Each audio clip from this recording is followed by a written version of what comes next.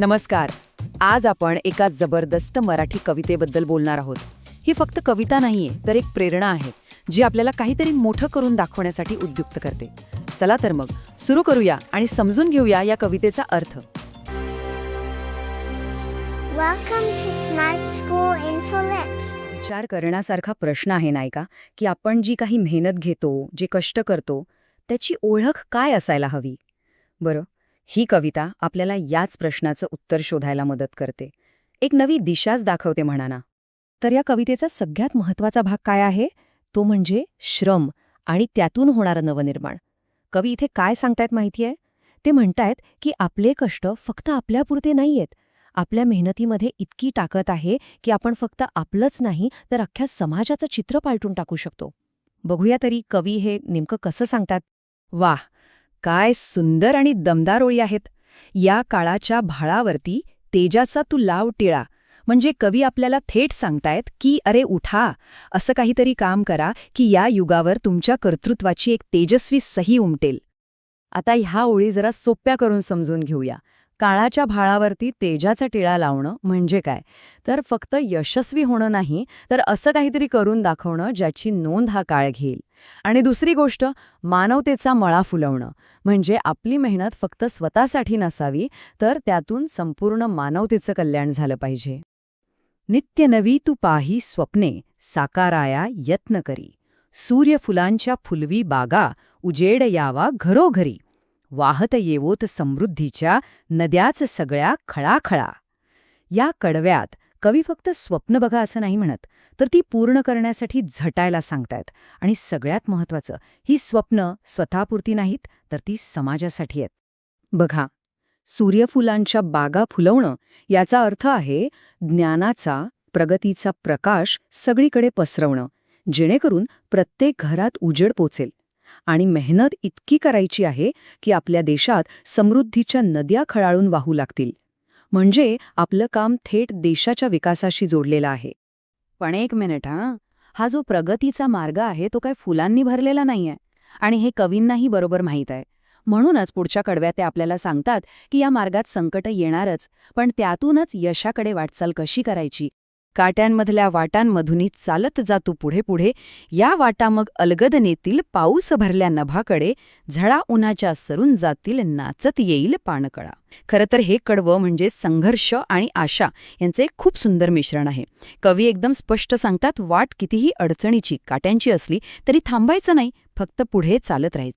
हा जो प्रवास आहे ना, तो आपण 3 सोप्या पायऱ्यांमध्ये समजू शकतो. पहिली पायरी म्हणजे काट्यांची वाट स्वीकारणं, म्हणजेच संकटांना सामोरं जाणं. दुसरी पायरी पुढे चालत राहणं, म्हणजे न थकता न थांबता प्रयत्न करत राहणं.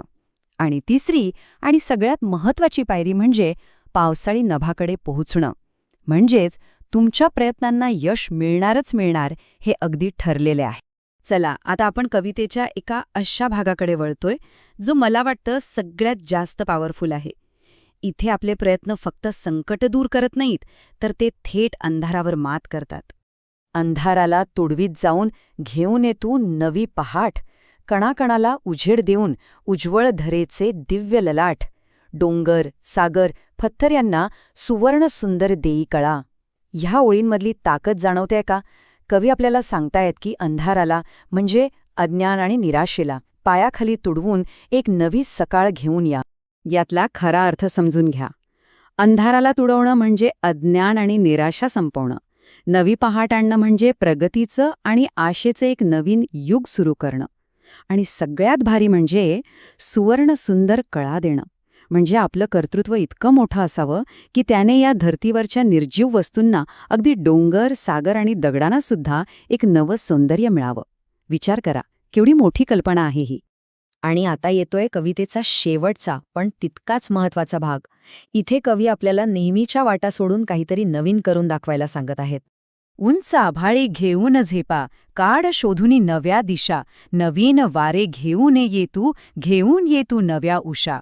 करणीमधुनी तुझ्या गाऊ दे, धरणीवरल्या शिळा शिळा. या शेवटच्या कडव्यात कवी आपल्याला मोठी झेप घ्यायला, नवीन दिशा शोधायला सांगतायत. हे एक आवाहन आहे समाजात एक नवा पॉझिटिव्ह बदल घडवून आणण्याचं. नव्या दिशा शोधणं म्हणजे काय? तर जुन्याच वाटावर न चालता नव्या क्षेत्रांमध्ये प्रगती करणं. नवीन वारे, नव्या उषा आणणं म्हणजे समाजात सकारात्मक बदल घडवणं. आणि शेवटची ओळ जी सगळ्यात सुंदर आहे, शिळांचे गाणे. म्हणजे आपलं काम इतकं महान असावं की या जमिनीवरचे दगडसुद्धा आपल्या कामाची गाथा गातील. सोप्या भाषेत सांगायचं तर आपलं नाव इतिहासात कोरलं जाईल. तर मग या संपूर्ण कवितेतून आपण काय शिकलो? खरे सांगायचं तर ही फक्त एक कविता नाहीये, ही आपल्याला एक नवी जीवनशैली शिकवतेय. अगदी एका वाक्यात सांगायचं झालं तर ही कविता म्हणजे श्रम, आशा आणि नवनिर्मिती यांची एक प्रेरणादायी गाथा आहे. ती आपल्याला एकच गोष्ट पुन्हा पुन्हा सांगते की आपल्या मेहनतीमध्ये, आपल्या कष्टामध्ये हे जग बदलण्याची ताकद आहे. मला खात्री आहे की या कवितेचा अर्थ आपल्या सगळ्यांपर्यंत पोचला असेल आणि एक नवी ऊर्जा मिळाली असेल. असेच छान आणि प्रेरणा देणारे विषय सोप्या भाषेत समजून घेण्यासाठी आमच्यासोबत नक्की जोडून राहा. जर तुम्हाला आजचं हे स्पष्टीकरण आवडलं असेल तर चॅनलला सबस्क्राईब करायला अजिबात विसरू नका. व्हिडिओला लाईक करा. तुम्हाला कसं वाटलं हे आम्हाला कमेंट्समध्ये नक्की सांगा. आणि हो, हा चांगला विचार सगळ्यांपर्यंत पोहोचावा यासाठी व्हिडिओ शेअरसुद्धा करा. आणि अधिक माहितीसाठी, तुमच्या प्रश्नांच्या उत्तरांसाठी आमच्या वेबसाईटला नक्की भेट द्या. चला तर मग भेटूया पुढच्या भागात अशाच एका नवीन आणि interesting विषयासोबत. For watching, please do like, comment and share this video. And if you are new to our channel, please subscribe and press the bell icon. Please be our member for support us. Thank you.